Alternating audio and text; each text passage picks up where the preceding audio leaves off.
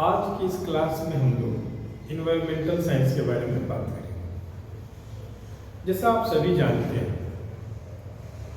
चाहे आप यूपीएससी का एग्जाम या स्टेट पीसीएस की तैयारी कर रहे हो, प्रीलिम्स, मेंस और इंटरव्यू, इन तीनों चरणों में इन्वायरमेंटल साइंस का बड़ा ही महत्वपूर्ण रोल है। और खासकर हाल के वर्षों में प्रीलिम्स में इससे क्वेश्चंस पूछे जा रहे हैं, चाहे वो कॉन्सेप्चुअल हो या फैक्ट बेस्ड क्वेश्चन हो या करेंट अफेयर से रिलेटेड हो। ठीक है, तो आज हम लोग इन्वायरमेंटल साइंस की पहली क्लास में बड़े बेसिक स्तर से शुरू करेंगे और आज हम ये समझने का प्रयास करेंगे दर्शक कि इकोलॉजी और इकोसिस्टम, इससे क्या, इसको इन दोनों वर्ड को हम लोग समझने का प्रयास करें। तो सबसे पहले इकोलॉजी की अगर बात करें तो इकोलॉजी दो शब्दों से मिलकर बना है। पहला इको, इसका अर्थ है ग्रीक वर्ड ये ओइकोस से बना है इकोलॉजी। ठीक है, और लॉजी का जो तात्पर्य है वो होता है स्टडी। ओइकोस जो ग्रीक वर्ड है प्यारे बच्चों, उसका अर्थ होता है होम।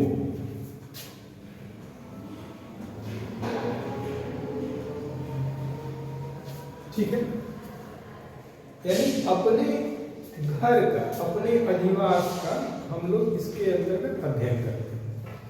जब परिभाषा करते हैं तो ये कहते हैं कि इकोलॉजी दरअसल विज्ञान की वो शाखा है जिसके अंतर्गत हम अपने चारों ओर के वातावरण का अध्ययन करते हैं। तो यहाँ दो सवाल होता है कि हमारे वातावरण का निर्माण दरअसल किनके द्वारा होता है।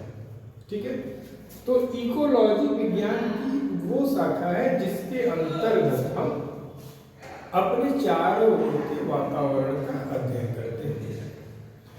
जब हम बात करते हैं इकोसिस्टम की, तो इकोसिस्टम के अंतर्गत हम किसी खास एरिया में, स्पेसिफिक एरिया में, वहाँ जो ऑर्गेनिज्म की कम्युनिटी होगी, ठीक है, जो प्रजातियों की समुदाय होगी, वो अपने आसपास के जैविक घटक एवं अजैविक घटकों से कैसे क्रिया और प्रतिक्रिया करती है उसका अध्ययन हम लोग करते हैं। ठीक है, अब इकोसिस्टम और इकोलॉजी अभी हम समानार्थक शब्द के रूप में लेंगे। ठीक है, बेसिक तो अंतर हम लोग समझ गए। जब हम लोग इकोसिस्टम की बात करते हैं तो इसके कुछ मूल विशेषताओं, कोर कैरेक्टरिस्टिक्स को अगर हम समझ जाएं तो हमारे लिए इससे समझना आसान है। तो इसके अंतर्गत हम लोग सबसे पहले जो बात करते हैं वो ये बात करते हैं कि दरअसल इकोसिस्टम किनसे मिलकर बना है। ठीक है, तो कंपोनेंट्स ऑफ इकोसिस्टम या इसके घटक, यानी कि जो हमारा पर्यावरण तंत्र है, इकोसिस्टम, उसके घटक कौन कौन से हैं, पहला इस पर डिस्कस करेंगे। दूसरा हम लोग डिस्कस करेंगे टाइप्स ऑफ इकोसिस्टम।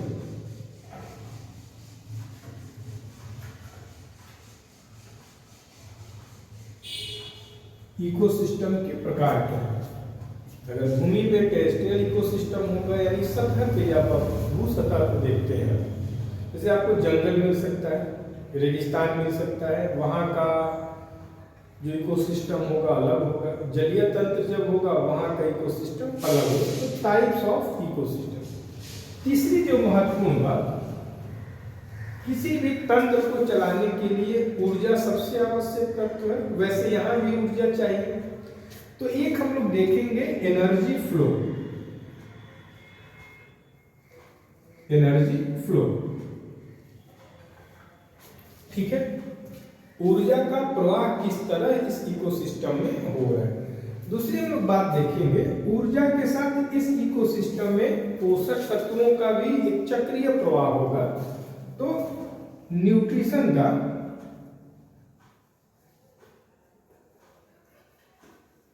साइकिल हम लोग देखेंगे। इन्हीं दोनों को समझने के लिए एक हम लोग देखेंगे कंसेप्ट पिरामिड्स का, पिरामिड्स ऑफ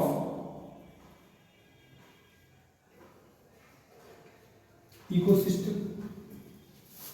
ठीक है,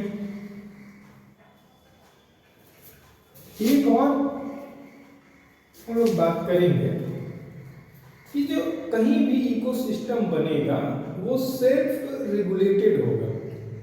ठीक है, और उसमें एक सम स्थिति में रहने का प्रयास किया जाए। यहां हम कहेंगे सेल्फ रेगुलेटेड मैकेनिज्म होगा।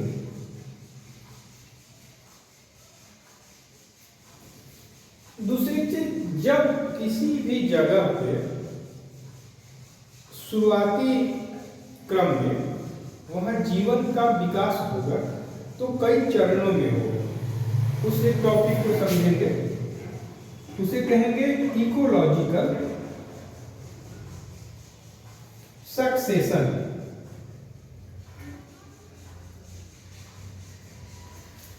इतने बिंदुओं को अगर एक एक करके आज हम समझने का प्रयास करें तो सबसे पहले हम लोग शुरू करेंगे कंपोनेंट्स ऑफ, इसे आप लिख लें, कंपोनेंट्स ऑफ इकोसिस्टम।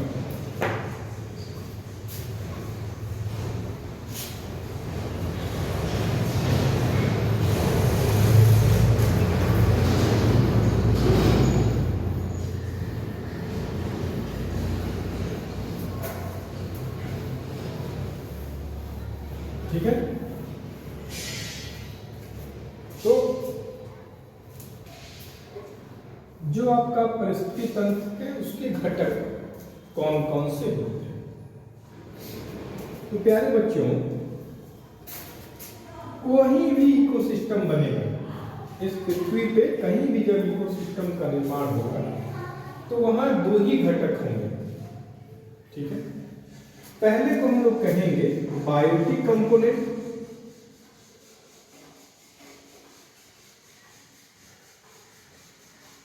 या लिविंग, और दूसरा जो होगा एबायोटिक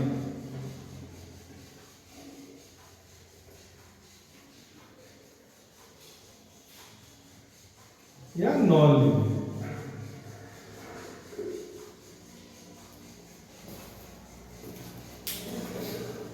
जब हम बायोटिक कंपोनेंट की बात करते हैं या जैविक जो घटक होते हैं, ठीक है, और एक एबायोटिक या अजैविक घटक, हिंदी में इसको जैविक घटक और इसे कहेंगे अजैविक घटक।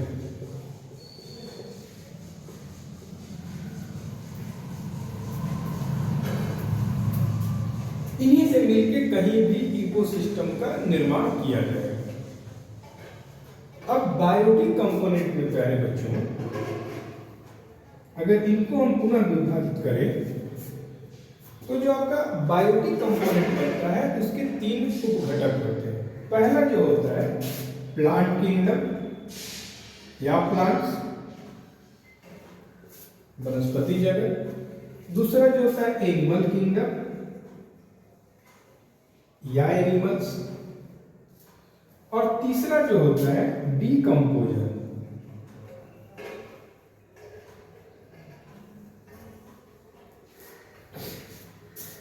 इसे एक करके समझे। प्लांट्स जो होते हैं, प्लांट्स में चाहे वो घास हो, छोटे पौधे हो, यानी कि इसमें एल्गी से लेके आप जो बरगद और बड़े वृक्षों को देखें, इनको हम लोग शामिल करते हैं। एनिमल्स में भी वही है, चाहे जंगली एक कोशिकीय जंतु से लेके सबसे बड़ा मैमल्स जो है व्हेल्स, वहां तक आप बात करेंगे तो एनिमल्स आएंगे, मनुष्य भी आएंगे। और एक डीकंपोजर अपघटक है, इनके बारे में बेसिक अंडरस्टैंडिंग। ठीक है, दूसरा एबायोटिक जो कंपोनेंट होगा प्यारे बच्चों, इसमें हम लोग किसको रखेंगे तो हीट को,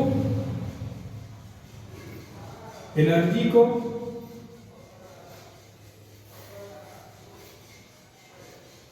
एयर को वाटर को जल को, मृदा को सॉइल। ठीक है, इन्हीं से मिलते जैविक घटकों में हमने पढ़ा कि प्लांट्स हो, एनिमल हो या डिकम्पोजर हो। अजैविक घटकों में हीट हो, तापमान हो, या वायु हो, जल हो और मृदा, इन्हीं से मिलके कहीं भी एक इकोसिस्टम का निर्माण हो। अब जो इकोसिस्टम होगा, कहीं जो परितंत्र होगा, वो डिपेंड एबायोटिक कंपोनेंट पे करेगा। कैसे वहां के जैविक अपघटक होंगे, कैसे समझेंगे इसे? साधारण समझिए, अगर आप एक झील के किनारे बैठे तो वहां आपको प्लैंक्टन मिलेगा, मछली मिलेगी। मछली के कई किस्म होंगे, कुछ ऐसे मछली होंगे जो कि कार्निवोरस होंगे, जो किसी मछली को खाएंगे।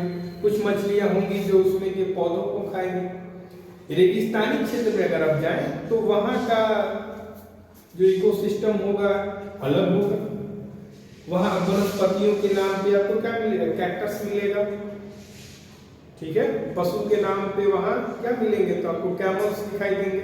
उन पर्यावरण में जो आप पाएंगे वो दिखाई देंगे।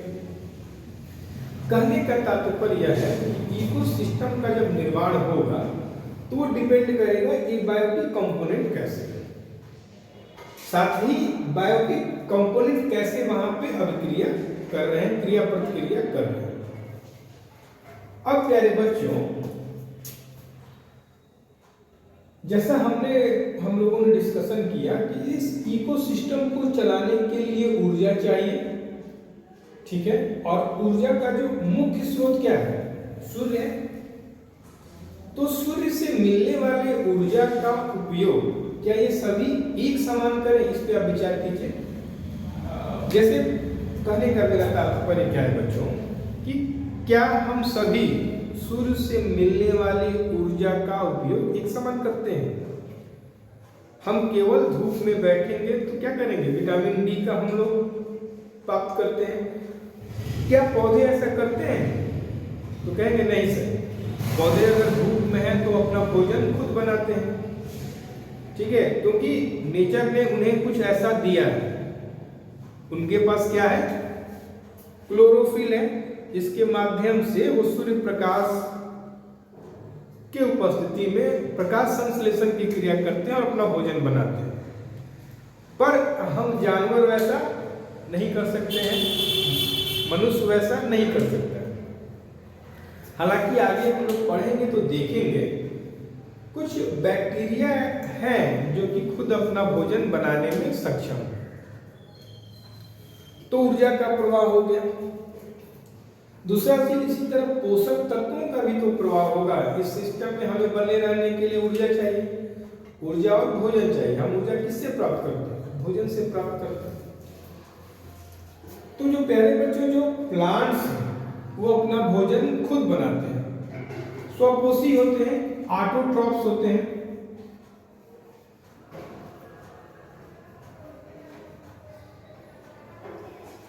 पौधे क्या होते हैं? ऑटोट्रॉफ्स होते हैं।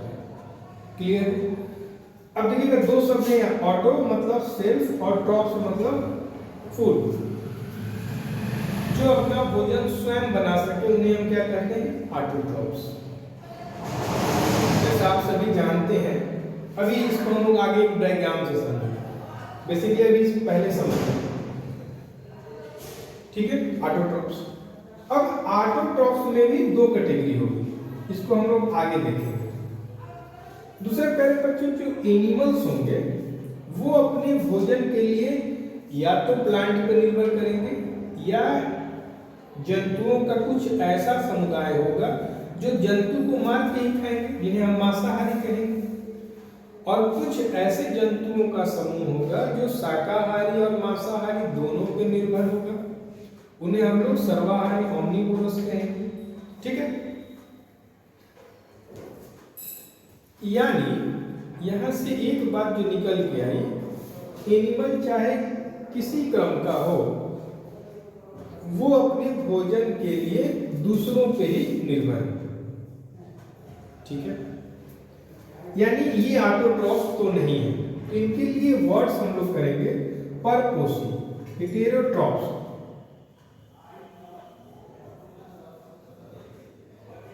ये क्या है? परपोसी। ये बात समझ में आई? अभी इसका हम लोग वर्गीकरण करके समझेंगे। पहले एक शब्द को समझें। प्लांट्स क्या है? ऑटोट्रॉप्स। ऑटोट्रॉप्स क्यों है? क्योंकि ये भोजन अपना स्वयं बना लेते हैं, जो भी प्लांट है। इसमें कुछ हम लोग आगे पढ़ेंगे, कुछ साइनोबैक्टीरिया हैं जो कि प्लांट्स तो नहीं है पर अपना भोजन बनाते हैं। डिकम्पोजर का रोल क्या है इस इकोसिस्टम में? तो जब प्लांट्स और एनिमल अपना जीवन चक्र पूरा कर लेते हैं, जब मृत हो जाते हैं, तो ये जो डिकम्पोजर है मेरे बच्चों, ये क्या करते हैं? डिकम्पोजर क्या करते हैं? वातावरण में जो कॉम्प्लेक्स चीजें बनी, सब्सटेंस बने हैं, चाहे वो एनिमल के रूप में है या प्लांट्स के रूप में, इन्हें पुनः ये इकोसिस्टम में सिंपलेस्ट फॉर्म में वापस कर दिया। क्या तात्पर्य हुआ? जैसे मान लें कोई एक वृक्ष है या कोई जानवर है, मृत है, इन दोनों कुछ ऐसे फंगस होंगे, फंगी होंगे या बैक्टीरिया होंगे, इनको अपने भोजन के रूप में उपयोग करेंगे और इन्हें विघटित करके पुनः ये क्या करेंगे? वातावरण में सिंपलेस्ट फॉर्म में स्थापित करेंगे। इसे हम लोग समझने का प्रयास करेंगे। ठीक है, अजैविक घटक हम लोग समझिए। अब जरा हम लोग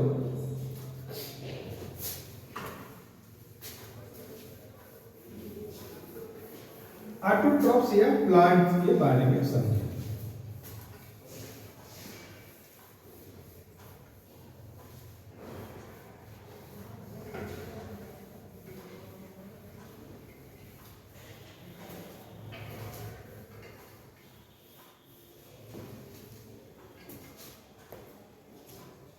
जैसे मान लें ये कोई वृक्ष है, ठीक है, वृक्ष, ये मान लीजिए सॉइल है। इस सॉइल के द्वारा इस वृक्ष को मिनरल्स, खनिज और H2O की प्राप्ति होगी। ठीक है, पौधों में उपस्थित जो पत्ती होगी मेरे प्यारे बच्चों, लीफ होगी, इसमें क्लोरोफिल पाया जाता है। आप सभी जानते हैं क्लोरोप्लास्ट में क्लोरोफिल एक पिगमेंट होता है। इसे जब सनलाइट की प्राप्ति होगी,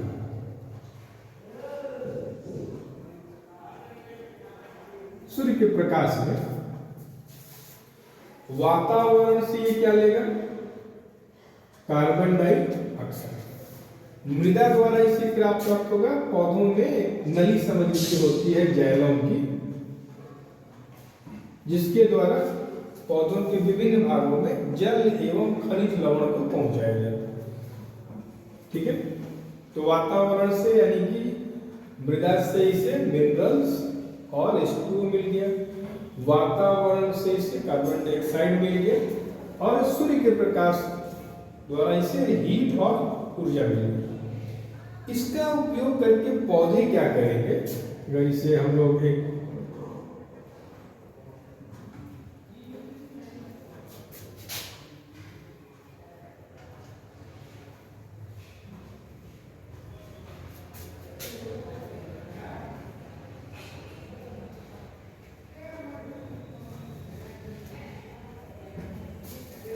ठीक है, वातावरण से कार्बन डाइऑक्साइड, जल की प्राप्ति मृदा के द्वारा हो रही है, सूर्य द्वारा इसे क्या हो रही है?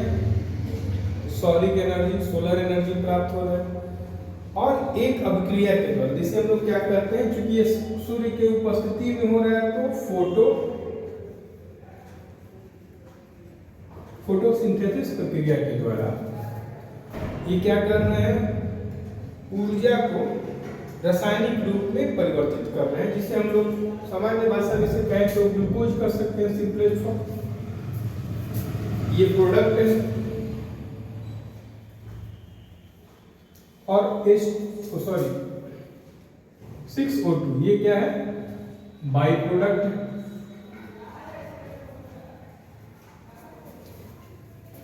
यानी प्रकाश संश्लेषण के विधि के माध्यम से पौधे अपना भोजन बनाते हैं, खुद अपने जीवन का निर्वहन करते हैं, साथ ही इससे जो अतिरिक्त होता है वो पौधे अपने विभिन्न अपने शरीर के माध्यमों से पौधों के विभिन्न अंगों में उसे स्टोर किया जाता है, जिसका उपयोग एनिमल करते हैं। तो यहाँ से एक चीज और निकल गया है, ये जो पौधे हैं इस इकोसिस्टम में उत्पादक, और कैसे उत्पादक है, प्राथमिक उत्पादक, प्राइमरी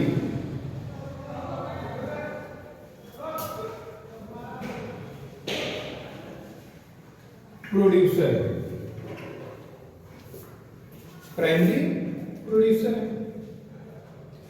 तो दो बातें यहां हम लोग समझ लिए। एक पहला ये बच्चों कि जो पौधे हैं वो ऑटोट्रॉप्स हैं, अपना भोजन खुद बनाने में सक्षम है। किस विधि द्वारा पौधे भोजन बनाते हैं, तो फोटोसिंथेसिस या प्रकाश संश्लेषण के माध्यम से बनाते हैं। पहली बात, चूंकि इस पूरे इकोसिस्टम में पौधे ही हैं जो क्या करते हैं, ऊर्जा को भोजन के रूप में संरक्षित करते हैं, ऊर्जा को, और इस ऊर्जा का उपयोग इकोसिस्टम के अन्य घटक अपने ऊर्जा के रूप में करते हैं। इस कारण इस पूरे इकोसिस्टम में प्लांट को हम लोग क्या किए, प्राइमरी प्रोड्यूसर या प्राथमिक उत्पादक कहते हैं। यहाँ तक कोई दिक्कत नहीं है। अब यहाँ एक बात और आती है, अच्छा एक चीज और, इस इकोसिस्टम में पौधों के अलावा कुछ ऐसे बैक्टीरिया पाए जाते हैं जो भोजन बनाने में सक्षम होते हैं, वो अपना भोजन खुद बनाते हैं, और वो भोजन बनाने के लिए प्रकाश यानी सनलाइट का उपयोग ऊर्जा के रूप में नहीं करते हैं। ठीक है, भोजन तो वो ऑटोट्रॉप्स हैं, पर वो फोटोसिंथेटिक प्रोसेस द्वारा भोजन नहीं बनाते। तो वो कैसे बनाते हैं, तो उन्हें हम कहते हैं कीमो ऑटोट्रॉप्स।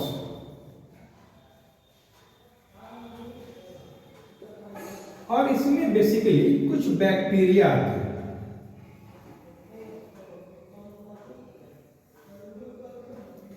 ठीक है, और ये बैक्टीरिया क्या करते हैं,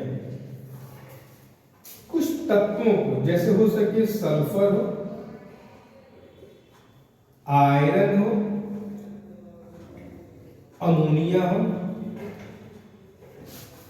इनको तोड़ के और ये रासायनिक अभिक्रिया करके अपना भोजन बनाते हैं।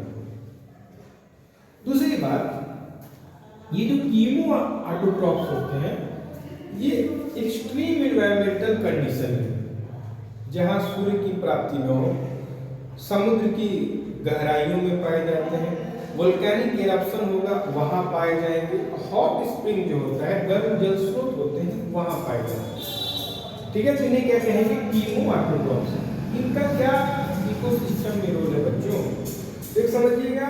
एक तो ये कार्बन को फिक्स करते हैं, उसमें इनका रोल है। ठीक है, दूसरा ये बहुत ही जटिल या बहुत ही एक्सट्रीम एनवायरमेंटल कंडीशन में पाए जाते हैं। अब आगे समझने का प्रयास करें।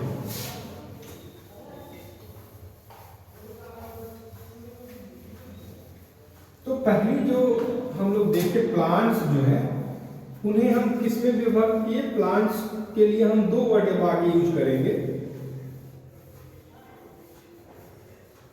प्लांट्स के लिए पहला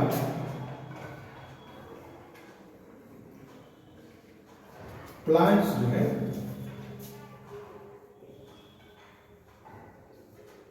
ऑटोट्रॉप्स है, और दूसरा ये प्राइमरी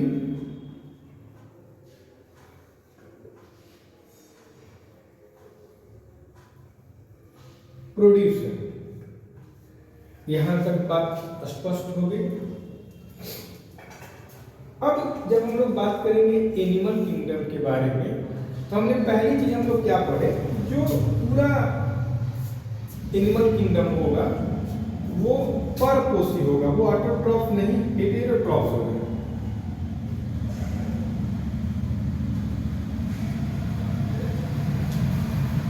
ठीक है। अब यहां ये हो सकता है बच्चों कि इस परपोषी में कुछ ऐसे जंतु पाए जाएंगे जो डायरेक्ट किस पे निर्भर होंगे, पादप पे या पौधों के खाकर अपना जीवन निर्वाह करेंगे। उन्हें हम क्या कहेंगे, हर्बीवोरस या शाकाहारी। जैसे आप कहेंगे टिड्डा है, ठीक है, कुछ उदाहरण लिख ले, ग्रास होपर्स है, टिड्डा है,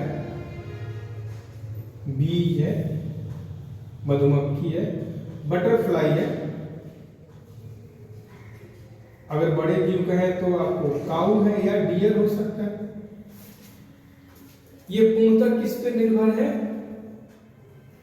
पौधों पे निर्भर है तो ये हेटेरोट्रॉफ परपोषी, पर ये केवल और केवल पौधों पर निर्भर है। इनका एक हमने वर्ग बनाया शाकाहारी।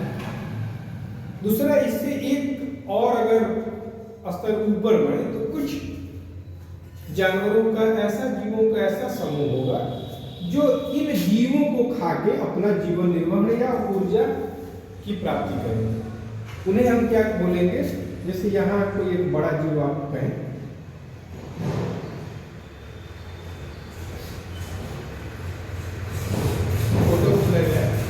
ये समझे कि कोई मांसाहारी, जैसे मान लीजिए कि ये स्नेक ही मान लीजिए, स्नेक है, फॉक्स है, ठीक है। तो ये क्या, इनको हम लोग क्या बोलेंगे, कार्निवोरस, या इनको बोलेंगे मांसाहारी।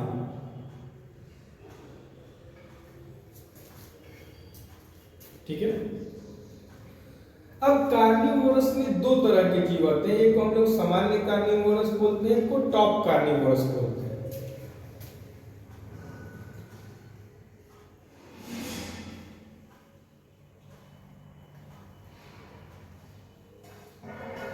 यानी वैसे जीव जो इनको कार्निवोरस को खा के अपना जीवन यापन करते हैं।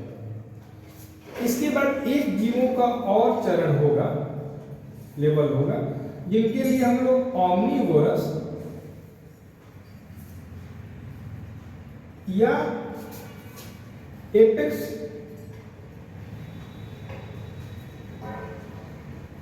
प्रीडेटर्स यूज करेंगे। ठीक है, एक बार इसे और समझने का प्रयास करते हैं। एनिमल किंगडम के लिए हमने यूज किया कि ये हेटेरोट्रॉफ परपोषी होते हैं, ये अपना भोजन स्वयं बनाने में समर्थ नहीं है। तो ये क्या होते हैं, इसमें कि पहले इसका जो सबसे पहला जो होंगे वो जीव होंगे जो अपने भोजन के लिए पूर्ण रूप से पौधों पर निर्भर होगा, उन्हें हम बोलेंगे शाकाहारी। ठीक है। दूसरा, कार्निवोरस में वो छोटे जीव आएंगे जो इन शाकाहारी को खाके अपना जीवन यापन करेंगे। इनके बाद कार्निवोरस में एक होगा टॉप कार्निवोरस, बड़े जंतु मांसाहारी होंगे, और ऊपर आपको मान के चलिए एपेक्स प्रीडेटर हो गया, जैसे लायन हो गया, मानव हो गया, ये हो गया। अब ये सभी जो हैं क्या अपना भोजन खुद बनाने में सक्षम है? नहीं। तो हमने कहा कि पूरा जो एनिमल किंगडम होगा वो परपोषी होगी, पहली चीज। दूसरी चीज, ये उत्पादक तो है नहीं, प्रोड्यूसर तो है नहीं, ये क्या हो गया, उपभोक्ता हो गया, कंज्यूमर्स हो गए। तो हेटेरोट्रॉफ के लिए एक हम लोग यूज कर सकते हैं वर्ड कंज्यूमर्स, यानी पूरा जो एनिमल किंगडम है वो क्या है, कंज्यूमर्स है। ठीक है, अब इनमें हमने एक यहाँ पढ़ा पहला कैटेगरी, दूसरा कार्निवोरस का 2 कैटेगरी, और एक हम लोग बात किए यहाँ। ये जो सभी उपभोक्ता हैं, जिसमें सबसे पहले आ रहा है शाकाहारी, उसको हम लोग बोलेंगे प्राइमरी कंज्यूमर्स, प्राथमिक उपभोक्ता। ठीक है, दूसरा जो मांसाहारी में कार्निवोरस के पहले वाले, इनको हम लोग क्या बोलेंगे, सेकेंडरी कंज्यूमर्स।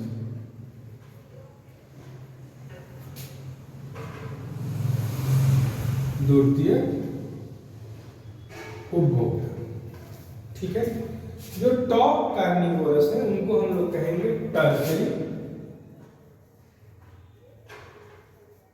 कंज्यूमर या तृतीय उपभोक्ता। और जो ऑमनीवोरस या जो सर्वाहारी होंगे, एपेक्स प्रेडेटर होंगे, उनके लिए हम लोग यूज करेंगे क्वाटरनरी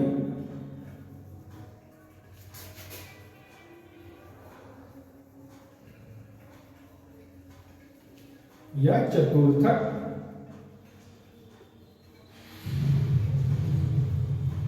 उपभोक्ता। ठीक है, यानी प्लांट के लिए हमने 2 वर्ड हम लोग यूज किए, ऑटोट्रॉप्स या प्राइमरी प्रोड्यूसर। क्यों यूज किया, आप लोगों को समझ में आ गया। अब जब हेट्रोट्रॉप्स यानी कि जो पूरा एनिमल किंगडम होगा, उसके लिए हम लोग वर्ड यूज करेंगे हेट्रोट्रॉप्स, परपोसी, और साथ ही ये क्या है, कंज्यूमर्स। अब इनमें हमने कहा कि कुछ प्राइमरी कंज्यूमर होंगे जो पूर्ण रूप से किस पे, इनके लिए वर्ड यूज कर सकते हैं हर्बीवोरस या प्राइमरी कंज्यूमर, जो किस पे डिपेंड होंगे, पूर्ण रूप से पौधों पे डिपेंड होंगे। उदाहरण के रूप में हम लोग क्या बोले, ग्रास हॉपर हो सकता है, बी हो सकता है, बटरफ्लाई हो सकता है, डियर हो सकता है, काऊ हो सकते हैं।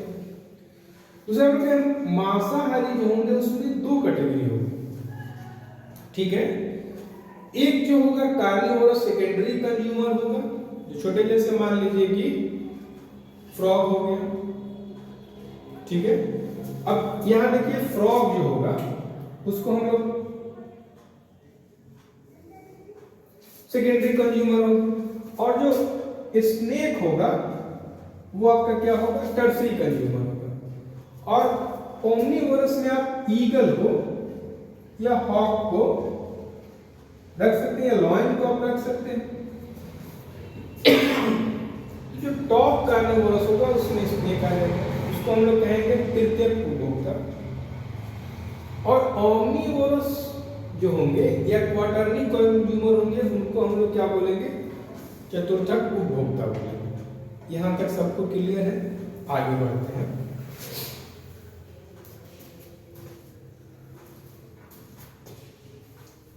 अब इसको हम लोग फिर एक छोटे से डायग्राम इसको बदल दें। अगर यहां तक कोई दिक्कत ना हुआ हो,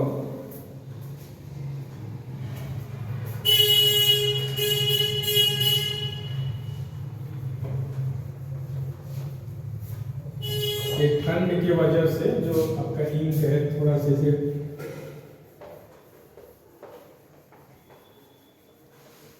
एक एक चीज स्पष्ट हो, जहां दिक्कत को वहां बोलेंगे। ठीक है, हमारा प्रयास क्या होगा, मैक्सिमम चीजें क्लास में स्पष्ट हो जाए, और एक बार जब आप नोट्स पढ़ें तो वो चीज आपके लिए क्रिस्टल क्लियर हो जाए, जिससे आप इसे रिवाइज भी जल्दी कर लें, और जब भी प्रीलिम्स से मेंस में सवाल है तब कंफर्टेबल फील करें। तो ऑटोट्रॉप्स हम लोग प्राइमरी प्रोड्यूसर पढ़ लिए। इसके बाद हमने क्या यहाँ बोले हम लोग कि हेटेरोट्रॉप्स जो होंगे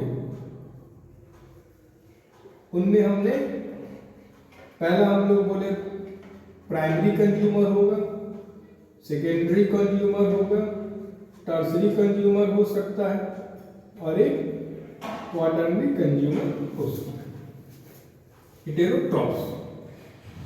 ठीक है, अब ये जब दोनों अपना जीवन काल समाप्त करेंगे, डेड हो जाएंगे,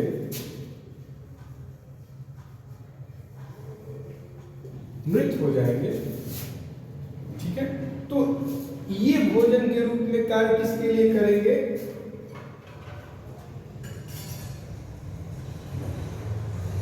डीकंपोजर या डेट्रिटरी बोरस।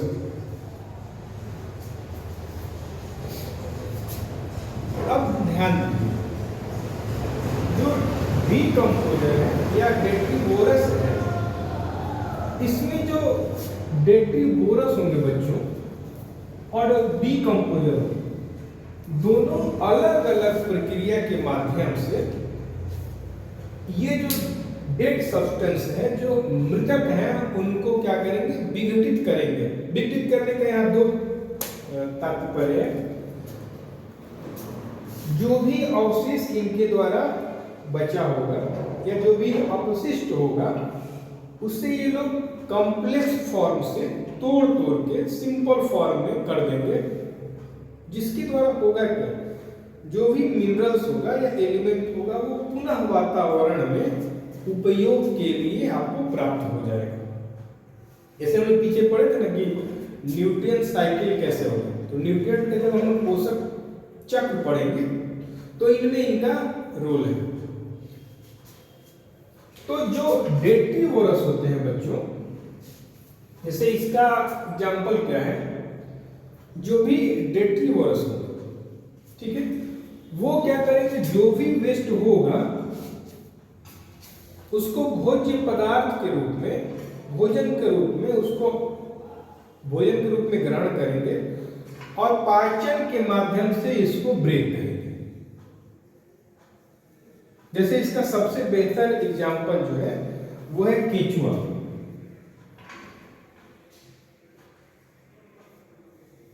अर्थवर्म, ठीक है। डीकंपोजर क्या होते हैं? डीकंपोजर भी इनको तोड़ते हैं, पर डीकंपोजर क्या करेंगे? जैसे इसमें डीकंपोजर के उदाहरण है तो फंगी और बैक्टीरिया। ये डेड जो पदार्थ होंगे उनको ग्रहण नहीं करेंगे, बल्कि एंजाइम का इसमें सेक्रेशन करेंगे, ठीक है, और इन्हें तोड़ के सिंपल पदार्थ में विभक्त करेंगे और उन्हें भोजन के रूप में उपयोग करेंगे। इसमें फंगी और बैक्टीरिया, डीकंपोजर का रोल समझ गए। अब आइए आगे बढ़ते हैं।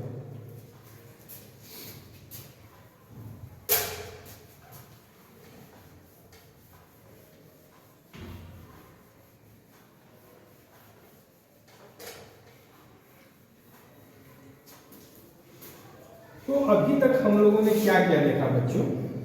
अभी तक हम लोग ये देखे कि घटक में जो जैविक घटक है, ठीक है, जैविक घटक में कौन कौन से आएंगे? तो हमने प्लांट के बारे में डिस्कशन किया, एनिमल के बारे में हम लोग डिस्कशन किए, और डीकंपोजर और डेट्रीबोरस उनके बारे में डिस्कशन किए। अजैविक घटक हम लोग देख लिए, ऊर्जा का स्रोत सन है, ठीक है, वायु का स्रोत हमारा एटमॉस्फेयर है, ठीक है, जल का स्रोत हमारा हाइड्रोस्फीयर है, जो फिजिकल आपका एनवायरनमेंट है वो। अब हम लोग बात की थी कि इकोसिस्टम, टाइप्स ऑफ इकोसिस्टम क्या हो सकता है, और जो डिपेंड किस पे करेगा? टाइप ऑफ इकोसिस्टम कहाँ बन रहा है, जल पे बन रहा है या पृथ्वी पे बन रहा है। तो बेसिकली इकोसिस्टम को बच्चों दो भागों में हम लोग विभक्त करके देखते हैं। पहला हम लोग बोलते हैं,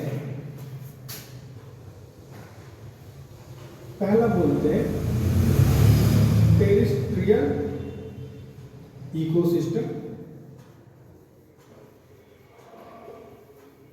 और दूसरा बोलते हैं एक्वेटिक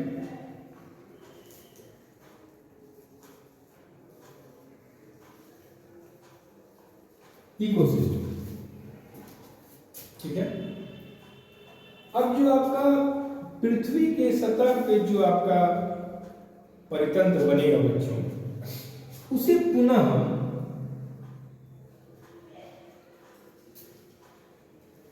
हम कहते हैं कि एक हो सकता है वन तंत्र या फॉरेस्ट इकोसिस्टम।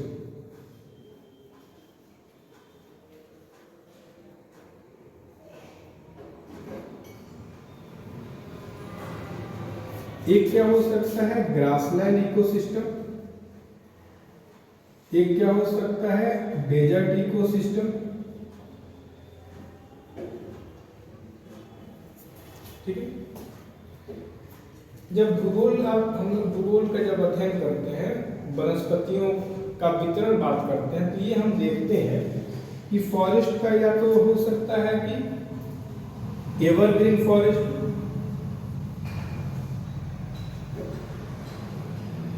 या टेम्परेट फॉरेस्ट हो, या ट्रॉपिकल फॉरेस्ट हो।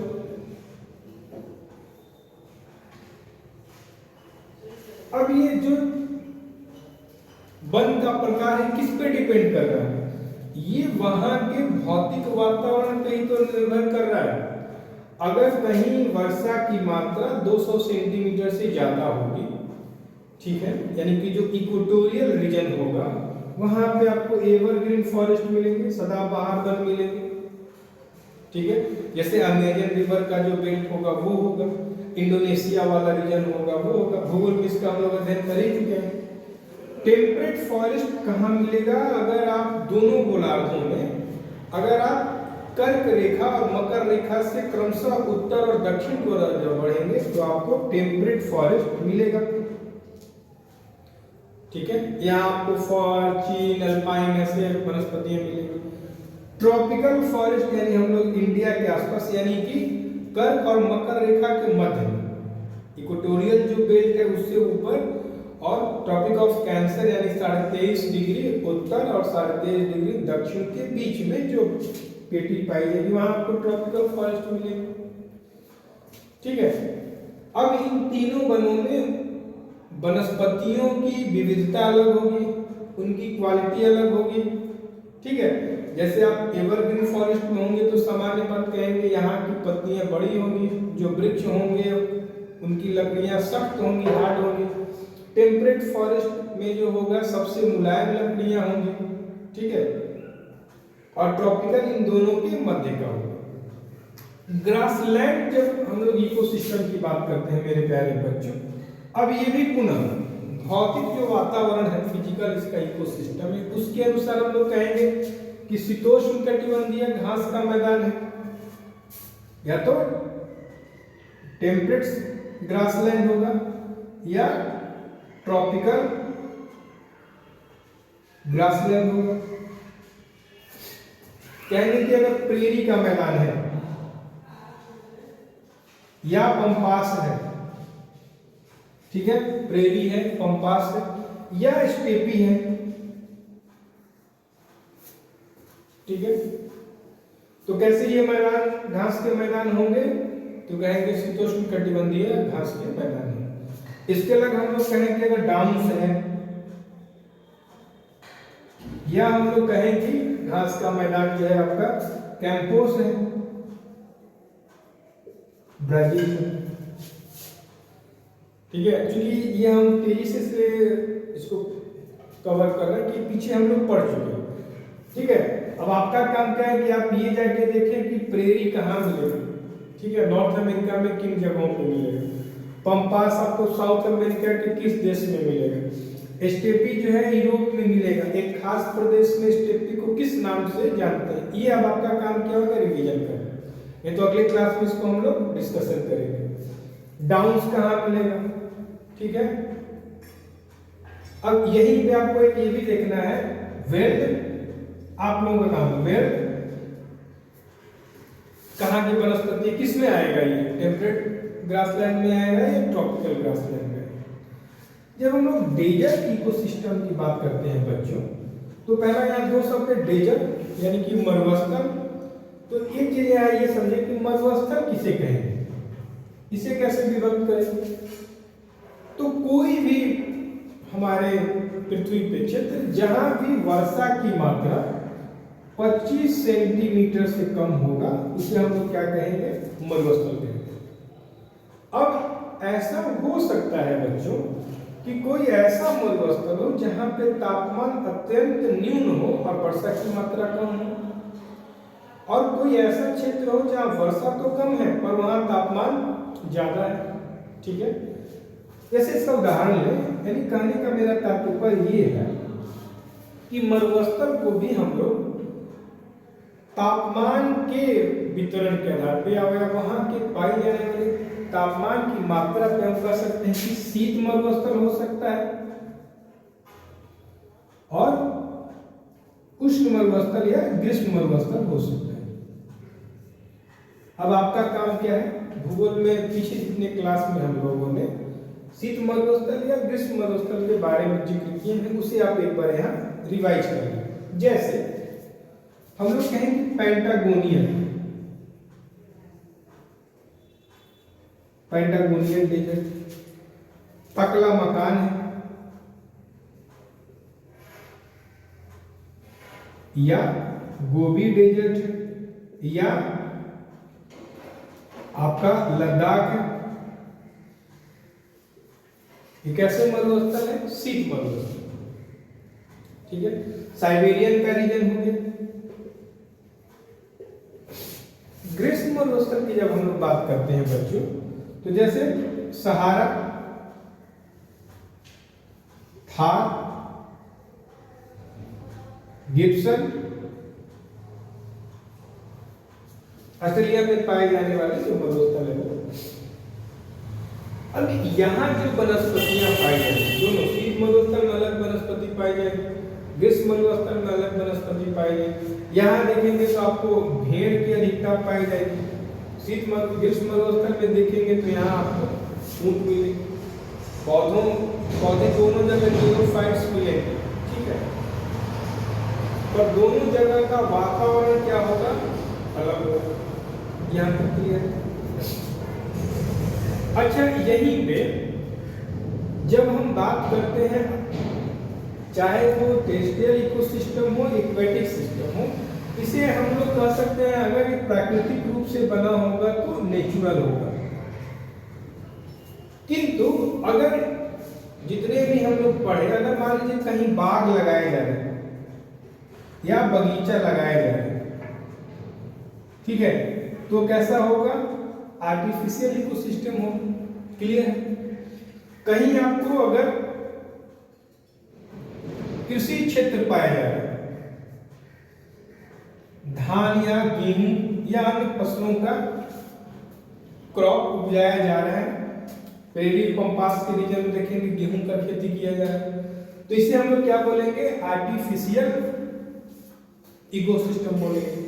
ठीक है, तो ये ऊपर वाला नेचुरल है, और अगर मानव द्वारा किया जा रहा है, इकोसिस्टम सृजित किया जा रहा है, तो उसे हम लोग क्या बोलेंगे, आर्टिफिशियल इकोसिस्टम बोलेंगे।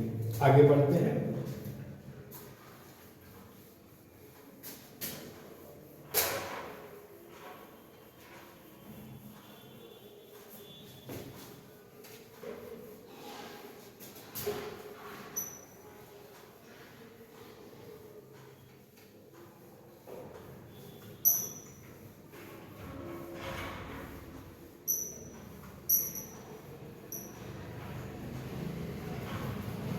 अब जब एक्वेटिक सिस्टम की बात हम लोग बच्चों करेंगे,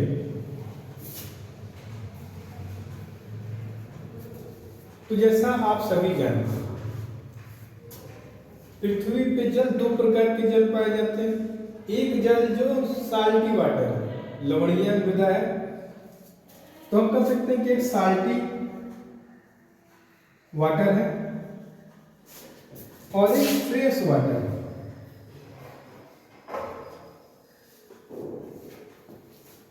ठीक है, साल्टी वाटर में बेसिकली हम क्या बोलेंगे, जो ओशन है अपना, जो भी आपका महासागर है या सी है या कुछ लेक होंगे, यहां जो इकोसिस्टम पाया जाएगा उसे हम लोग एक्वेटिक सिस्टम बोलेंगे। और जो फ्रेश वाटर है, जैसे रिवर है आपका, पॉन्ड है, सॉरी रिवर हो गया, लेक हो गया, ये क्या होगा, फ्रेश वाटर का स्रोत होगा, उसे हम लोग एक्वेटिक इकोसिस्टम कहेंगे। ठीक है, अब इन दोनों का भी तो आर्टिफिशियल हो सकता है। जैसे कहीं अगर हम लोग तालाब बना के मछली पालन कर रहे हैं तो क्या होगा, आर्टिफिशियल होगा। ठीक है, कहीं अगर मैनमेड लेक है, बहुउद्देशीय परियोजना, मल्टीपर्पज जो रिवर प्रोजेक्ट होते हैं, तो उस पर जब डैम बनाया जाएगा तो डैम के पहले क्या रिजर्वायर होगा। जैसे आप हीराकुंड डैम देख लें, बांकड़ा नंगल डैम देख लें, तो वहां पे मछली पालन किया जाएगा। वहां जो झील बनाया जाएगा उसे हम लोग किस में रखेंगे, है तो एक्वेटिक इकोसिस्टम, पर उसे हम लोग कहेंगे कि मैनमेड आर्टिफिशियल एक्वेटिक इकोसिस्टम बनाया गया। ठीक है, यानी पृथ्वी पे हमने कहा कि जो इकोसिस्टम हो सकता है वो एक हो सकता है टेरेस्ट्रियल या पार्थिव जो है आपका परितंत्र, जो धरातल पे आपको दिखाई दे। दूसरा जलीय हो सकता है। जलीय में हम लोग बात किए कि ये हो सकता है कि साल्टी वाटर में एक आपको परितंत्र दिखाई दे। ठीक है, या हो सकता है फ्रेश वाटर। ठीक है, अब जो एक्वेटिक इकोसिस्टम है इसे मानव भी बनाया जा सकता है, आर्टिफिशियल भी हो सकता है। जैसे कोई हम पॉन्ड बना के मछली पालन कर रहे हैं, झींगा पालन कर रहे हैं। ठीक है, तो नेचुरल और आर्टिफिशियल इकोसिस्टम भी हो सकता है। क्लियर, आगे बढ़ते हैं।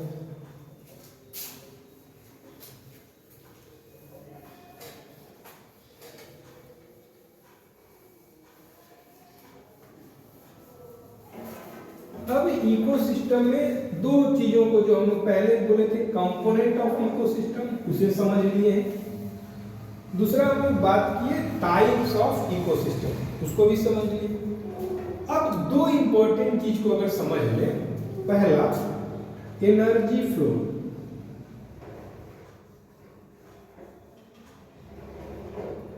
ठीक है, और दूसरा है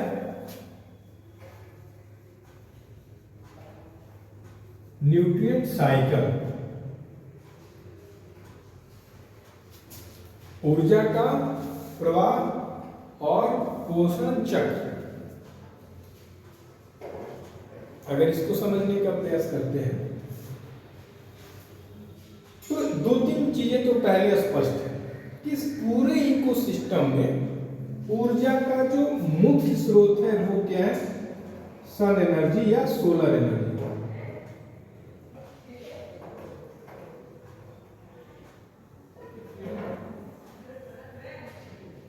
पहली बात, और सिस्टम कैसे हम लोगों ने पढ़ा,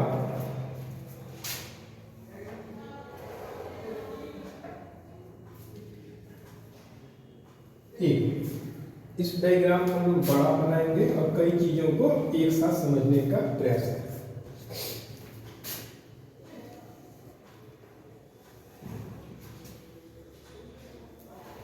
अब पीछे की चीजों को हम लोग रिवाइज भी करेंगे, क्योंकि इस जो आप यूपीएससी या स्टेट पीसीएस एग्जाम दे रहे हैं, इसमें कम पढ़ना, चीजों को बार बार रिवाइज करना और अनेक तरीकों से रिवाइज करना। आप इकोलॉजी पढ़ रहे हैं, इकोसिस्टम पढ़ रहे हैं, भूगोल को भी रिवाइज कीजिए, वहां इकोनॉमिक्स को भी रिवाइज कीजिए।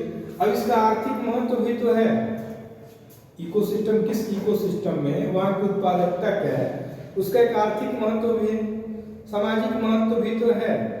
ठीक है, तो ध्यान से समझिएगा, पौधों के लिए जो पूरा पादप जगत है उनके लिए हम लोग एक वर्ड यूज किए, प्रोड्यूसर।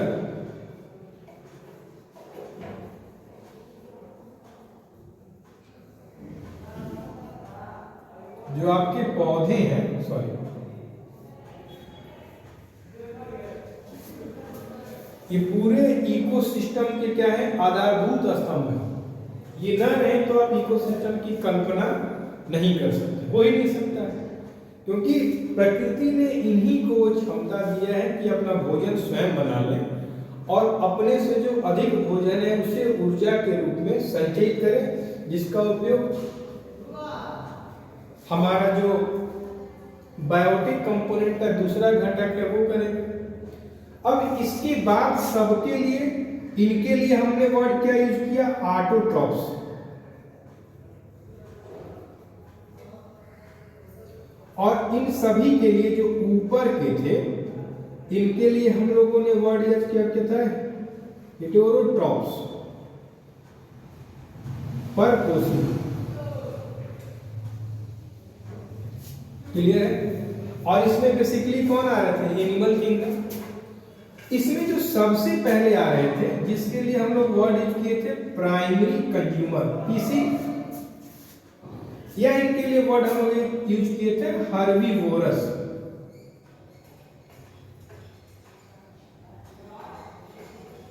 और इसमें हम लोग उदाहरण रखे थे कि बी है, काऊ है, डियर है, ग्रासहोपर है।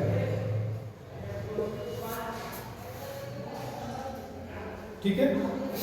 दूसरा हम लोग बोले थे कि हर्बीवोरस के बाद जो पहला होगा उसको हम लोग बोले थे कि secondary consumer, SC, secondary consumer. या इसके लिए हम लोग बोले थे कि कार्निवोरस होगा। जैसे हम लोग लिखे थे कि हो सके फ्रॉग हो। ठीक है। दूसरा हम लोग बात किए थे किसके ऊपर जो होगा, टॉप कार्निवोरस हो सकता है, जिसको हम लोग क्या बोलेंगे, टर्सरी कंज्यूमर। टर्सरी कंज्यूमर जैसे हम लोग देखिए स्नेक हो, फॉक्स हो सके, यहाँ आउल भी हो सकता है। दूसरा हम लोग बात किए थे कि टॉप कार्निवोरस के बाद एपेक्स प्रेडेटर हो सकता है, या हो सकता है क्वाटरनरी कंज्यूमर। जैसे हम लोग बोले थे कि लॉयन हो सकता है, हॉक हो सकता है, टाइगर हो सकता है। तो ये भोजन प्राप्त करने के आधार पर इन्हें हमने क्या किया, एक स्तर पे लोगों को विभाजित कर दिया। ठीक है। और इसी को हम लोग बोलते हैं ट्रॉपिक लेवल या पोषण स्तर। तब पोषण स्तर एक आपका ये हो गया, दूसरा पोषण स्तर हो गया, तीसरा हो गया, चौथा हो गया और पांचवा पोषण स्तर हो गया। ठीक है। इसी पोषण स्तर से होकर इकोसिस्टम में क्या हो रहा है, एनर्जी का फ्लो हो रहा है। कहिए हाँ या ना, ऊर्जा का प्रवाह हो रहा है। और इसे ऊर्जा कहां से मिल रही है, तो हम लोग शुरू में ही ऐसा बात किए थे, सन जो अपना है, सोलर एनर्जी को लोग क्या करते हैं, यहां से ऊर्जा मिल रहा है। ठीक है। पहले प्रोड्यूसर ऊर्जा को क्या किया, संचित किया फोटोसिंथेटिक प्रोसेस के द्वारा। इसके बाद इनसे जो ऊर्जा बचा वो हर्बीवोरस ने यूज किया। हर्बीवोरस के द्वारा जो ऊर्जा संग्रहित की गई, स्टोर किया गया, उस पे कार्निवोरस डिपेंड है। और कार्निवोरस की ऊर्जा पे टॉप कार्निवोरस डिपेंड है। और टॉप कार्निवोरस जो है उन पे आपका क्वाटरनरी जो कंज्यूमर है, एपेक्स प्रेडेटर है या ओमनीवोरस है, वो डिपेंड। दो बातें यहां ध्यान दीजिएगा। जब एनर्जी एक स्तर से दूसरे स्तर में या तीसरे, चौथे, पांचवें में क्रमशः जाएगा, तो क्या ऊर्जा उतना ही हर एक स्तर में जाएगा या कुछ ऊर्जा कम होगा? सोचने वाली बात है। जब पौधे सूर्य ऊर्जा का उपयोग करेंगे, अब यह समझेंगे हम लोग, ठीक है। जब पौधों के द्वारा सोलर एनर्जी को केमिकल एनर्जी में बदला जाएगा, तो क्या ये 100% ऊर्जा को ट्रांसफर कर देंगे? बताएं। अब इसको व्यवहारिक एग्जांपल से समझें। जब हम लोग पावर जनरेट करते हैं, चाहे वो न्यूक्लियर एनर्जी से करें, थर्मल एनर्जी से करें, हाइडल एनर्जी से करें, तो क्या ऊर्जा को हम लोग 100% ट्रांसफर करते हैं या कुछ ट्रांसमिशन लॉस होता है? इकोनॉमिक्स में पढ़ेंगे ट्रांसमिशन लॉस। तो प्यारे बच्चों, पौधे दो कारणों से, एक तो जो श्वसन करते हैं, रेस्पिरेशन जो होता है उसके कारण, और दूसरा जो मेटाबॉलिक रिएक्शन होता है उसमें लोग ऊर्जा का क्षय करेंगे। ठीक है, जब दूसरे लेवल में इनसे ऊर्जा जो मिलेगी ये भी करेंगे। एक तो पहले हीट रिलीज करते हैं, श्वसन की प्रक्रिया होगी। ठीक है, ये स्थिर है, ये क्या है, सभी गतिमान है, इनके द्वारा ज्यादा ऊर्जा का विनाश किया जाए। तो यहाँ दो बातें क्लियर है। पहला, ऊर्जा जब प्रत्येक पोषण स्तर में स्थानांतरित होगा तो वह मात्रा नहीं होगा जो प्रारंभिक तौर पे हो। तो सवाल है कि कितना ट्रांसफर होता है। ठीक है, तो यहाँ एक अध्ययन द्वारा लिंडेमैन ने दिया कि हर एक पोषण स्तर, ये भोजन की पेटी है, एक ये पेटी है, ये लेयर है, पहला जो पोषण स्तर होगा जो आपका प्रोड्यूसर है उसके द्वारा, जैसे मान लो यहां पे अगर मान ले सूर्य द्वारा 10,000 यूनिट अगर एनर्जी दिया गया तो पौधे इस 10,000 एनर्जी में से कितना उपयोग कर पाएंगे? 1,000।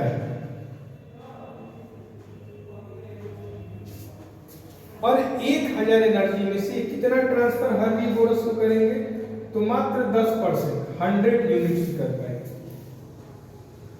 ठीक है, 100 यूनिट से अगले बार कितना जाएगा? तो 10 यूनिट।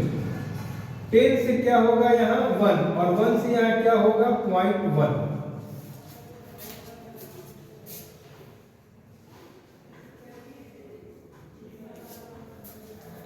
यानी हर एक उच्चतर पोषण स्तर में ऊर्जा की मात्रा कम होती जाती है, पहली बात। दूसरी बात, ऊर्जा की मात्रा तो कम होती ही है, ऊर्जा का जो प्रवाह है वो एक दिशीय है। अब यहां से क्या क्या बातें निकल के आ गई? यूनिडायरेक्शनल,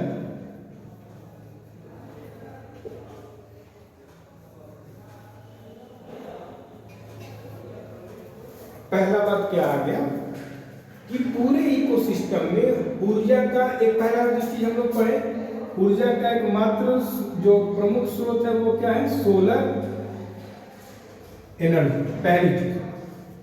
दूसरी बात क्या आई कि ऊर्जा का प्रवाह एक दिशीय होगा।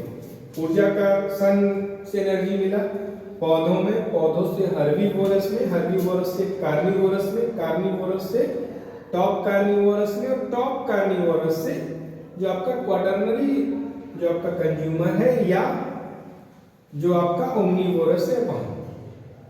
पहला, ऊर्जा की मात्रा क्या होती जाएगी? डिक्रीजिंग इन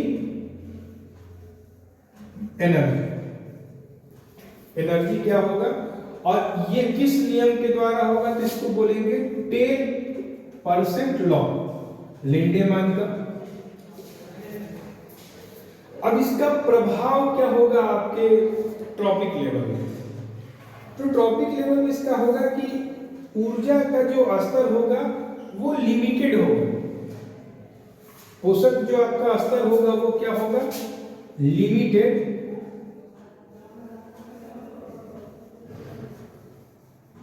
ट्रॉपिक लेवल होगा।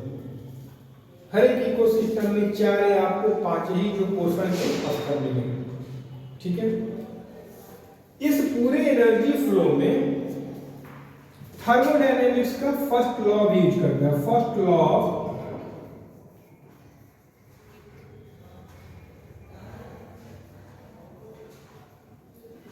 लॉ ऑफ थर्मोडायनेमिक्स ये क्या करता है? अगर कोई ऐसा इकोसिस्टम है या ऐसा कोई तंत्र है, सिस्टम, जिसमें मास जो है वो कांस्टेंट है, तो उसमें जो ऊर्जा होगी उस सिस्टम में, वो ऊर्जा का नहीं निर्माण किया जाएगा और नहीं उसे समाप्त किया जा सकता। उसके रूप को तो ट्रांसफर किया जा सकता है। ठीक है, और उस ट्रांसफर में क्या होगा? एनर्जी का जो होगा वो डिस्पर्सन होगा। ठीक है, उसके रूप में परिवर्तन होगा। तो एनर्जी फ्लो भी हम लोग समझ गए। एक यही पे बात और समझ लें, जब आगे हम लोग बात करेंगे एनर्जी पिरामिड की, यानी जो हमारा इकोसिस्टम होगा उसमें एनर्जी पिरामिड से क्या होता है, जब आगे हम लोग डिस्कशन करेंगे कि पूरे इकोसिस्टम में 3 तरह के पिरामिड बन सकते हैं। नंबर पिरामिड हो सकता है, मास पिरामिड हो सकता है, या एनर्जी पिरामिड हो सकता है। तो जब यहाँ एनर्जी फ्लो की हम लोग बच्चों बात किए ही हैं, तो याद ये रखिएगा, किसी भी इकोसिस्टम में, चाहे वो टेरेस्ट्रियल इकोसिस्टम हो, एक्वेटिक इकोसिस्टम हो, हर जगह जो एनर्जी पिरामिड बनेगा, पिरामिड से क्या तात्पर्य है, क्योंकि आगे हम लोग डिस्कशन करेंगे, जो आपका पोषण स्तर है उसको जब हम लोग डायग्राम के माध्यम से रिप्रेजेंट करते हैं तो उसी को हम लोग क्या बोलते हैं, पिरामिड बोलते हैं। तो किसी भी इकोसिस्टम में होंगे आप, तो वहां पे जो पिरामिड बनेगा वो क्या होगा, अपवर्ड होगा, हमेशा उसका बेस क्या होगा, चौड़ा होगा, और जैसे जैसे आप टॉप लेवल पे जाते जाएंगे वो सिकुड़ता जाएगा और इसका टॉप क्या होगा, निकुला बन जाएगा। ठीक है, तो एक हम लोग ये याद रखेंगे कि किसी भी इकोसिस्टम में होंगे जो एनर्जी पिरामिड होगा मेरे बच्चों, वो क्या होगा, अपराइट होगा, किसी भी इकोसिस्टम में होगा। ऐसा क्यों हो रहा है, क्योंकि किसी भी इकोसिस्टम में होंगे जो ऊर्जा का प्रवाह जो उत्पादक से ऊपर बढ़ेगा उपभोक्ता की ओर, घटते क्रम में होगा। तो किसी भी इकोसिस्टम में, इस बात को अंडरलाइन कर लेंगे, आप किसी भी इकोसिस्टम में होंगे एनर्जी पिरामिड सदैव अपराइट होगा, आधार उसका क्या होगा, चौड़ा होगा, और जैसे जैसे ऊपर के पोषण स्तर पे आप बढ़ते जाएंगे एनर्जी पिरामिड सिकुड़ता जाएगा। क्लियर? अब आइए आगे एक चीज और देखते हैं।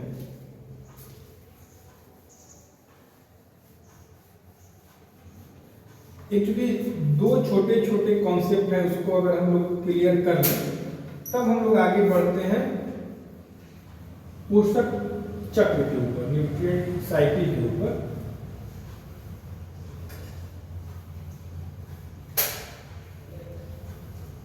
दो टर्म है, ठीक है। एक टर्म है बच्चों फूड चेन, और दूसरा शब्द है फूड वेब। फूड चेन और फूड वेब, इसे समझने का प्रयास करते हैं। जैसा कि हमने पहले हम लोग डिस्कस किए, किसी भी इकोसिस्टम में जब आप रहेंगे तो उसमें भोजन या ऊर्जा की जो शुरुआत होगी वो तो प्रोड्यूसर के द्वारा ही होगी। तो जैसे मान लीजिए कोई वनस्पति है, कोई पौधा है, और उस पे प्राइमरी कंज्यूमर क्या है, डिपेंड है। अब प्राइमरी कंज्यूमर में ग्रासहोपर हो सकता है, बी हो सकता है, बटरफ्लाई हो सकता है, काऊ हो सकते हैं, डियर हो सकते हैं, कोई जानवर हो सकता है। इस प्राइमरी कंज्यूमर पे सेकेंडरी कंज्यूमर होंगे, कार्निवोरस होंगे, हो सके फ्रॉग हो, ठीक है, हो सके रैट हो सके डॉग हो, अन्य कोई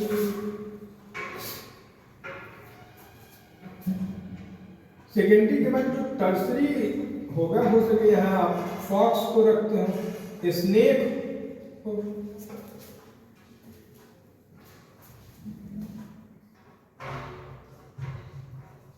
और जो आपका क्वाटरनरी कंज्यूमर है या एपेक्स प्रेडिटर है, यहाँ हो सके लॉयन हो,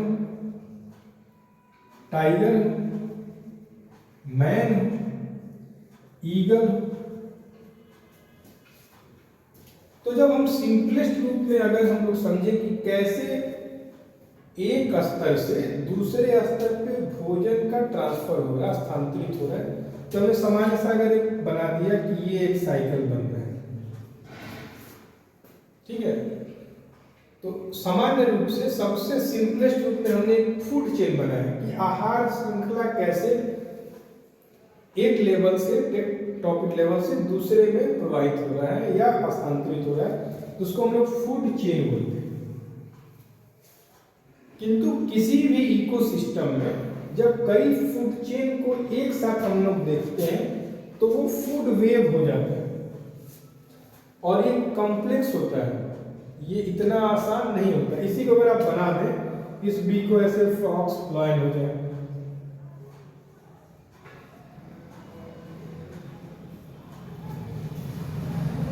कई फूड चेन को जब मिला के एक बार अध्ययन करते हैं तो उसे हम लोग फूड वेव करते हैं, ये कॉम्प्लेक्स होता है। और किसी भी इकोसिस्टम में फूड चेनों की संख्या बहुत अधिक होती है और वो समझना बड़ा ही जटिल होता है, तो हम लोग सिंपलेस्ट फॉर्म में फूड चेन को समझ लेते हैं। तो एनर्जी साइकिल हो गया, फूड चेन और फूड वेव को हम लोग समझ लिए। अगली जो संकल्पना है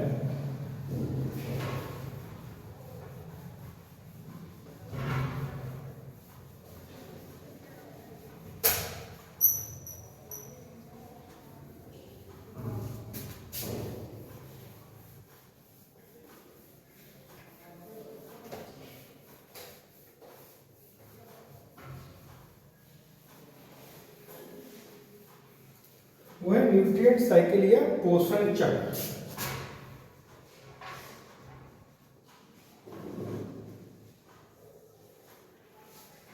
अब प्यारे बच्चों, दो चीजें स्पष्ट है। पहला कि पूरे इकोसिस्टम में ऊर्जा और पोषण का ही तो प्रवाह हो रहा है।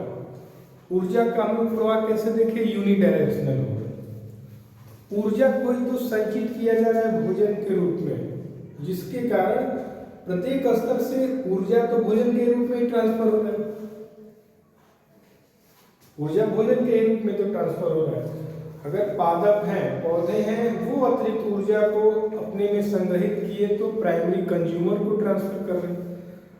प्राइमरी कंज्यूमर जो है वो सेकेंडरी कंज्यूमर को, सेकेंडरी कंज्यूमर से जो आपका टॉप कार्निवोरस है वह, और टॉप कार्निवोरस से ऑम्निवोरस में जा रहा है। और पूरे चाहे प्लांट किंगडम हो या एनिमल किंगडम हो, ये जब मृत हो रहे हैं, कॉम्प्लेक्स एक जो सब्सटेंस बना, इनको डिकम्पोजर क्या कर रहे हैं? पुनः इसे विघटित करके मिट्टी में, जल में होंगे तो जल में, इसे सिंपलेस्ट फॉर्म में कर दे रहे हैं और पुनः फिजिकल वातावरण में वो मिनरल्स, वो एलिमेंट क्या हो जा रहे हैं, आपको प्राप्त हो जा रहे हैं। तो इससे एक साइकिल आपका इकोसिस्टम का चलते रह रहा है। बस समझ में आ रही है?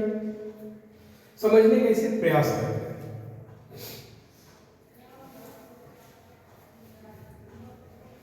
अब प्यारे बच्चों, न्यूट्रिएंट है, पोषण है, और एक आपका साइकिल है। साइकिल का मतलब क्या होगा? इसे जहां से हम लोग शुरू करेंगे, एक चरण से होते ही ये पुनः यहां आ जाएगा, ठीक है। और ये वातावरण में, इकोसिस्टम में, ये जो आपका प्रोसेस है ये लगातार चलेगा। अब इस न्यूट्रिएंट साइकिल के लिए हम लोग शब्द यूज करेंगे बायो, जियो, केमिकल साइकिल, जैव, भू, रसायन चक्र, ठीक है। जैव का मतलब क्या होगा कि जो इसमें बायोटिक कंपोनेंट है आपके, वो एक्टिव होंगे, चाहे प्लांट हो या एनिमल हो या डिकम्पोजर है। जो भू रसायन है, इसका मतलब क्या होगा? लिथोस्फीयर से किसी तत्व को लिया जाएगा या एटमॉस्फेयर से लिया जाएगा या हाइड्रोस्फीयर से लिया जाएगा।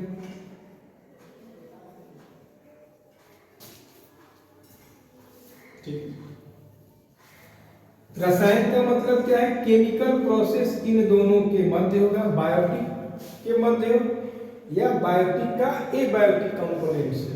और साइक्लिंग का मतलब क्या है, पुनः जहां से ये प्रक्रिया शुरू होगी वहीं आ जाएगी और ये बार बार इस प्रक्रिया को चलाया जाएगा। और बायोजियोकेमिकल साइकिल द्वारा बेसिकली ऊर्जा का एवं पोषण का ही तो प्रवाह होगा। अब जो न्यूट्रिएंट साइकिल है उसमें दो तरह के साइकिल हो सकते हैं।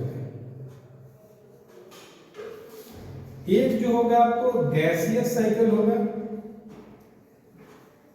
और एक जो होगा सेडिमेंट्री साइकिल होगा।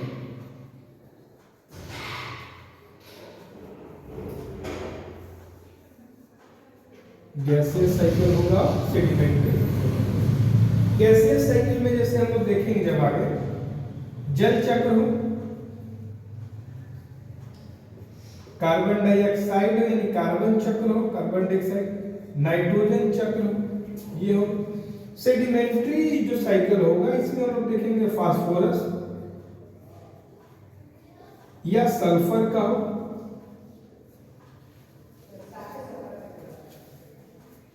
इसी बायोजियोकेमिकल साइकिल में ह्यूमन इम्पैक्ट जब ज्यादा हो जाएगा तो एक समस्या आएगा, उसको हम लोग आगे देखेंगे।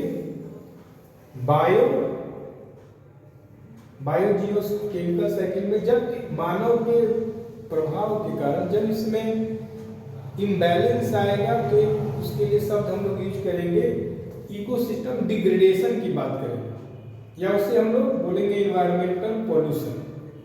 ये एक बड़ा महत्वपूर्ण टॉपिक है जो हम लोग आगे डिस्कशन करेंगे।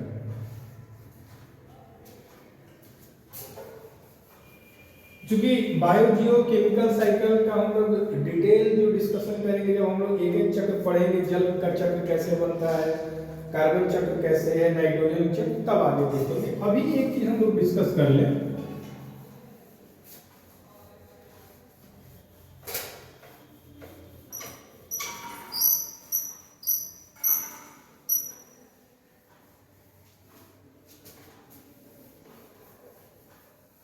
ठीक है, वो है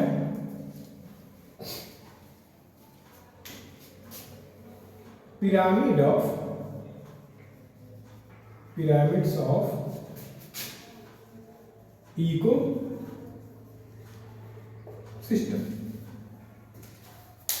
तो जैसा तो अभी पहले हम लोग डिस्कशन किए थे, पिरामिड का मतलब क्या, इकोसिस्टम में किसी भी चीज को अगर पोषण स्तर को दिखा रहे हैं, नंबर को दिखा रहे हैं या बायोमास को दिखा रहे हैं, तो उसको जब हम ग्राफिकल रूप में रिप्रेजेंट करते हैं, प्रदर्शित करते हैं, तो उसके द्वारा पिरामिड बनता है। ऐसा हम लोग क्यों करते हैं, अपने समझ को आसानी से किसी को समझाने के लिए या समझने के लिए। तो पूरे इकोसिस्टम में बच्चों 3 तरह के पिरामिड्स बनते हैं। ठीक है, पहले को बोलते हैं नंबर्स पिरामिड,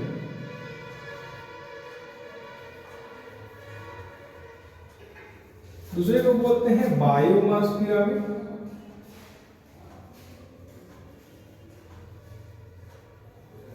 और एनर्जी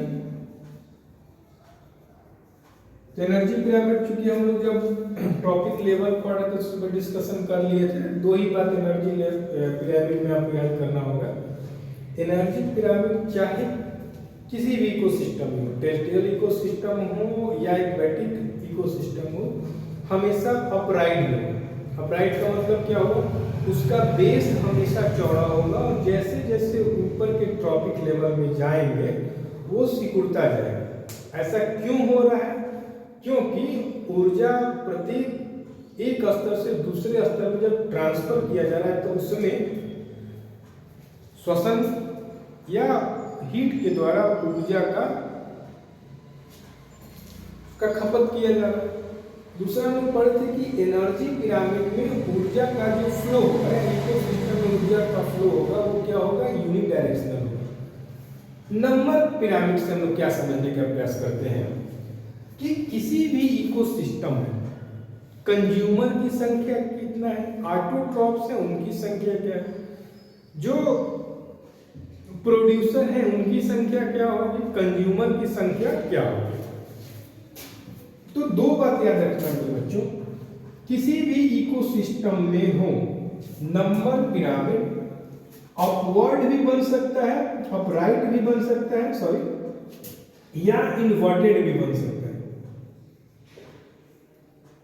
मतलब क्या हुआ, एक ऐसा इकोसिस्टम पाएंगे जहां पे प्राइमरी जो आपका प्रोड्यूसर है, जो आपका प्रोड्यूसर है वो क्या होगा, अधिक होगा। और जैसे जैसे आप ऊपर की ओर बढ़ते जाएंगे, secondary consumer, tertiary consumer, secondary tertiary quaternary consumer, ये कम होते जाएंगे। जब आप किसी भी, जैसे मान लीजिए फॉरेस्ट में है, चाहे टेम्परेट हो, ट्रॉपिकल फॉरेस्ट में या रेन फॉरेस्ट में हो, प्रोड्यूसर की संख्या क्या होगी, सबसे अधिक होगी। पौधों की संख्या क्या होगी, सबसे अधिक होगी। उसके बाद जो शाकाहारी होंगे उनकी संख्या होगी, ठीक है। उसके बाद जो मांसाहारी होंगे, ठीक है, उनकी संख्या होगी। मांसाहारी के बाद जो टॉप कार्निवोरस होंगे उनकी संख्या होगी। यानी सबसे अधिक पौधे होंगे, उनके बाद टिड्डा हुआ, रैबिट हुआ, इनकी संख्या होगी उससे कम।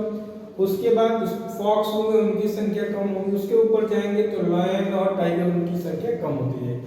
पर नंबर सिस्टम, अगर आप किसी एक वृक्ष की बात करें या एक्वेटिक सिस्टम में जाएंगे तो ऐसा हो सकता है कि वहां पे प्रोड्यूसर हो कम और प्रोड्यूसर के ऊपर जो कंज्यूमर है, प्राइमरी कंज्यूमर और प्रोड्यूसर, तो ऐसा इकोसिस्टम मिल सकता है जहां पे प्रोड्यूसर क्या है, कम है, और प्राइमरी कंज्यूमर जो है वो ज्यादा है। यानी बेस जो है वो सिकुड़ गया है और बेस के ऊपर जो दूसरा आपका ट्रॉपिक लेवल है वो चौड़ा है। अब सवाल ये होना चाहिए कि ऐसा क्यों होता है। तो याद रखिएगा, ऐसा तभी होगा, जैसे एक मान लीजिए एक आप किसी बटवृक्ष का उदाहरण है। बटवृक्ष तो एक ही है, प्रोड्यूसर एक है, पर इस पे रहने वाले जो पक्षी होंगे जो कि हर्बीवोरस होंगे, उनकी संख्या क्या होगी, इनसे अधिक होगी। तो ये क्या हो गया, इन्वर्टेड शेप का। जब आप एक्वेटिक इकोसिस्टम में जाते हैं तो सबसे पहले जो आपको मिलेंगे प्लैंटन मिलेंगे, उनकी संख्या कम होगी। और प्लैंटन के आधारित जो जू प्लैंटन होंगे उनकी संख्या अधिक। ऐसा क्यों हो? जो फाइटोप्लैंटन होते हैं बच्चों, उनके द्वारा जो इनके बढ़ने का स्पीड होता है, विकास का जो इनका क्रम होता है, तेजी से होता है। अगर इनकी संख्या ज्यादा हो जाए तो ये धीरे धीरे क्या करेंगे, पूरे जलीय तंत्र को आच्छादित कर देंगे। इस कारण इनकी संख्या कम होती है, इनका जीवन काल तेजी से बढ़ता है। उसके ऊपर जू प्लैंटन जो होते हैं वो अधिक होते हैं। तो बात क्या निकल के आई कि नंबर पिरामिड अपराइट भी हो सकता है, यानी आधार चौड़ा भी हो सकता है, और इन्वर्टेड भी हो सकता है, जिसमें आधार जो होगा वो संकरा भी हो सकता है। दोनों पाए जाते हैं। ठीक इसी तरह में बच्चों बायोमास पिरामिड में हम क्या करते हैं, अब देखिए यहाँ नंबर की तो बात चल रहा है, पर ये बात स्पष्ट नहीं हो पा रही नंबर्स पिरामिड में कि इनका वेट कितना है, जो प्रोड्यूसर हैं उनका वेट कितना है। हो सके नंबर कम हो पर वेट ज्यादा हो, ठीक है। तो दरअसल बायोमास पिरामिड में हम लोग क्या करते हैं, इसी सब स्तर का, यानी प्रोड्यूसर का, सेकेंडरी कंज्यूमर जो है, प्राइमरी कंज्यूमर, सेकेंडरी कंज्यूमर जो है, उनके हम लोग वेट को, ड्राई वेट को लेते हैं, और उससे हम लोग जब पिरामिड बनाते हैं तो उसको हम लोग बायोमास पिरामिड करते हैं। बायोमास पिरामिड भी नंबर पिरामिड की तरह अपराइट और इन्वर्टेड दोनों हो सकता है।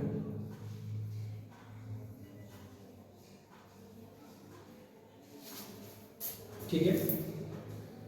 किंतु एनर्जी पिरामिड जो होगा, जैसे हम पहले डिस्कशन किए, एनर्जी पिरामिड हमेशा हमेशा अपराइट होगा। ठीक है, कितना क्लियर हो गया? अब एक बात हम लोग अंतिम बात डिस्कशन करते हैं, वो ये है इस पिरामिड ऑफ इकोसिस्टम की कमियां क्या है। ठीक है, तो पहली बात ये याद रखिएगा, जब इकोसिस्टम में हम लोग पिरामिड की बात की तो हम लोग फूड चेन को बड़े सिंपलेस्ट रूप में, सरल रूप में लेते हैं। क्यों? क्योंकि इकोसिस्टम में कुछ जीव ऐसे हैं जो दो ट्रॉपिक लेवल में पाए जाते हैं। जैसे आप अगर कौवे का उदाहरण लें तो कौवा शाकाहारी और मांसाहारी दोनों हैं, और जब हम लोग फूड चेन बनाते हैं तो उसे किसी एक ग्रुप में रखते हैं, पहली चीज। दूसरी, ध्यान दीजिएगा, किसी भी जब हम नंबर पिरामिड या बायोमास पिरामिड या एनर्जी पिरामिड को डिस्कशन कर रहे थे तो उसमें बायोटिक कंपोनेंट का एक जो प्रमुख घटक था उसको हम लोग छोड़ दिए थे। प्रोड्यूसर को हम लोग लिए, पौधों को लिए, प्राइमरी कंज्यूमर को भी लिए, सेकेंडरी कंज्यूमर की भी बात की है, टर्सरी कंज्यूमर की भी बात की है, और क्वाटरनरी कंज्यूमर यानी ओमनीवोरस या जो एपेक्स प्रेडेटर थी उसकी तो बात की। पर बायोटिक कंपोनेंट में जो तीसरा घटक हमने पढ़ा था, डीकंपोजर की बात की, उसे इस इकोसिस्टम नंबर ऑफ पिरामिड में कहीं जगह नहीं दिया गया। तो पिरामिड ऑफ इकोसिस्टम की दो बड़ी कमियां। पहली कमी, कुछ ऐसे जीव हैं जो कि दो ट्रॉपिक लेवल में पाए जाते हैं, वो शाकाहारी भी है, साथ साथ मांसाहारी भी है। दूसरा, इस पूरे पिरामिड ऑफ इकोसिस्टम में डीकंपोजर को कहीं भी जगह नहीं दी गई है, और डीकंपोजर का इस पूरे इकोसिस्टम में बड़ा रोल है। वो न रहे तो एक वेस्टेज को, जो बायोडिग्रेडेबल और जैव अपघटक जो होते हैं, उनको सिंपलेस्ट फॉर्म में कौन चेंज करता है? डीकंपोजर। उनको हम लोग इसमें शामिल नहीं किए। अब अगली क्लास में हम लोग देखेंगे कि बायोलॉजिकल सक्सेशन क्या होता है। बायोलॉजिकल सक्सेशन अगर संक्षेप में आज हम लोग बात कर लें तो जब कहीं भी जीवन की शुरुआत होगी तो वहाँ पे फिजिकल जो इन्वायरमेंट है वो तो रहेगा ही, तापमान है वहाँ, जल है वहाँ, चट्टान होगा, चट्टान से निर्मित मृदा होगी। तो जीवन की वहाँ शुरुआत कैसे होगी? तो सबसे पहले प्रारंभिक जीव में काइलाइकेन बनेंगे, उसके बाद वहाँ जो है छोटे जीव, वन सेलुलर जो आपके ऑर्गेनिज्म है वो बनेंगे, उसके बाद जीवन क्रम आगे बढ़ेगा। और जीवन क्रम आगे बढ़ने में वहाँ पे हम लोग बात करेंगे क्वाइनेयर कम्युनिटी कौन होगी, क्लाइमेक्स कम्युनिटी क्या होगा, उसकी बात करेंगे। और प्राइमरी सक्सेशन क्या होगा, सेकेंडरी सक्सेशन क्या होगा, ये हम लोग बात करेंगे। दूसरा जो हम लोग का टॉपिक बच गया वो है बायोजियो केमिकल जो साइकिल है, उसको हम लोग कंप्लीट करेंगे, समझने का प्रयास करेंगे। आपका काम क्या होगा, इस पूरे टॉपिक को एक बार आप देखेंगे, इससे संबंधित जो प्रीलिम्स में क्वेश्चन पूछे गए हैं उसे आप सॉल्व करने का प्रयास करेंगे। उसमें अगर कोई दिक्कत होगा तो हम लोग उसको डिस्कस करेंगे। साथ ही ध्यान देंगे इससे मेंस में क्वेश्चन कैसे पूछा जा रहा है। दूसरा, क्योंकि एक हम लोग अभी बात नहीं की है प्रोडक्टिविटी के बारे में, उत्पादकता के बारे में, कि ग्रॉस प्राइमरी प्रोडक्टिविटी क्या होगी, नेट प्राइमरी प्रोडक्टिविटी क्या होगी, किस रीजन की उत्पादकता ज़्यादा होगी। तो अगली क्लास में इन बातों को हम लोग कंप्लीट करेंगे। क्या जो ग्रॉस प्राइमरी प्रोडक्टिविटी होती है वो वातावरण के द्वारा निर्धारित की जाती है क्या? तो आज की क्लास में इतना ही, फिर आगे की क्लास में हम लोग आगे डिस्कशन करेंगे। ठीक है, धन्यवाद।